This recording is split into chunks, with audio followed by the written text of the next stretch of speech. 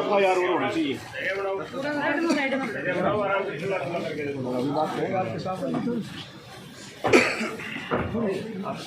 आ जाओ जी, आ जाओ, आगे आ जाओ, आगे आ जाओ। सर ये बेटियां हैं और प्रोफेसर साहब जो कल जमानत हुई है, मेरे ख्याल से महेंद्रगढ़ नहीं पूरे हरियाणा के इतिहास में ये पहला केस है जिसमें केस रजिस्टर्ड हुआ, सुबह दोपहर में अरेस्ट किया गया और शाम तक उसकी जमानत होगी। और वो भी एक महिला और कॉलेज की बच्ची जो पढ़ने आती हैं उन बच्चियों के साथ छेड़छाड़ का मामला।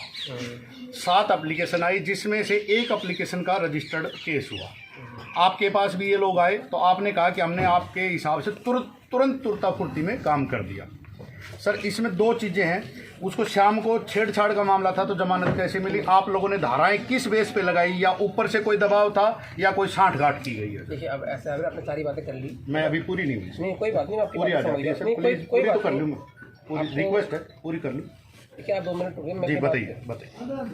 एक एप्लीकेशन दी गई थी सिटी थाने में जी, उसके बेसिस पे FIR रजिस्टर हुई। आप में से कुछ लोग कल मेरे से मिलने भी आए थे, वो उसी टाइम FIR रजिस्टर हो गई थी और जो भी अक्यूज थे उसमें अरेस्ट हो गए हैं, पहली बात। दूसरी बात, उसके कंटेंट के हिसाब से जो भी सेक्शंस बनते हैं IPC के वो उसमें लगाए गए। दूसरी बात,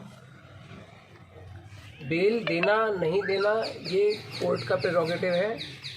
प्रोसिक्यूशन अक्यूज को कोर्ट में पेश करता है, जो माननीय न्यायालय है वो मेरिट्स ऑफ द केस के जो धाराएं उस FIR में on the basis of complaint लगी हैं, बेलेबल है, नॉन वेलेबल है, कैसी भी हैं, आप सब बहुत अच्छी तरह वैसे ज़्यादा ही जानते होंगे। उसके बेसिस पे अक्यूज को बेल देना या नहीं देना ये माननीय न्यायालय का प्रेरोगेटिव है। इसमें कोर्ट या प्रोसिक्यूशन कुछ नहीं कर सकता है। ये 3 बातें मुझे कहनी थी। पहली बार आपसे मैं कल मिला था, आपने जैसे ही मेरे को एप्लीकेशन दी, जो अक्यूज थे उनको भी बुलाया गया, आपके एप्लीकेशन पे FIR रजिस्टर की गई है। जो भी कंप्लेंट आई थी उसमें कंप्लेनेंट के 164 के स्टेटमेंट दर्ज किए गए हैं। और अगर आगे किसी भी तरह की आप अपनी एप्लीकेशन देना चाहते हैं, जो भी बात करना चाहते हैं, हम अपने नियम अनुसार एप्लीकेशन आप लिख कर दे दें, उस पर कार्रवाई की जाएगी। ये 4 आप बोल रहे हो सर, एक जनी गई थी, 4 तो यहीं पर अवेलेबल है, 3 बार थी सर। ये सब अच्छा आप मेरी बात सुने ना, इसमें शिकायत करता एक नहीं है, इसमें शिकायत करता 9 है, बट एप्लीकेशन 9 है एक दरखास्त में 2 शिकायत करता है। एक ही एप्लीकेशन दी गई है, आप किसी से भी कंसल्ट कर लें।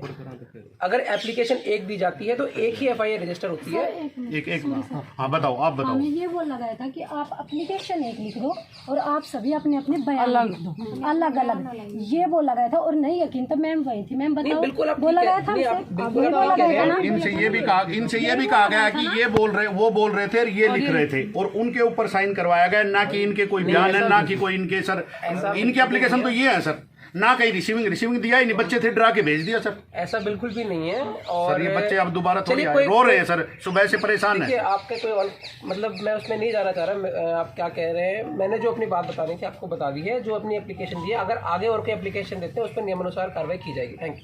एक मिनट सर, आपके लिए ज्ञापन ले आए प्लीज, एक बार ले लीजिए। एक तो ये लीजिए सारी एप्लीकेशन, तो सारी ये एप्लीकेशन सामने जाओ, चारों की अलग ये 4 और ये सर 4 बेटियों के अलका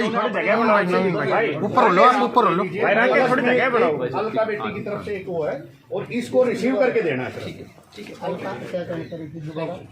आप इनको ले लो, बता बेटा। और सर हर एक और पुलिस प्रशासन डरा रहा है, धमका रहा है सर। घर ये बेटी नहीं पूछो, ये बेटी से पूछो सर। देखिए मैंने आपको शुरुआत में बता दिया था कि बेल देना या नहीं देना वो कोर्ट का प्रेरोगेटिव होता है। कोर्ट बाद भी सर फोन कर रहे हैं, धमका रहे हैं, तुम्हारे बच्चे कितने, तुम्हारे भाई कितने, तुम्हारे वो कितने। एप्लीकेशन आप लिख कर दे दें, उसके हिसाब से नियमानुसार कार्रवाई की जाएगी। अगर आपके पास किसी भी तरह की कोई बात है, आप उसको पेपर पे लिख कर दे दें और उसमें जो भी लॉ के अनुसार कार्रवाई बनती है। Thank you.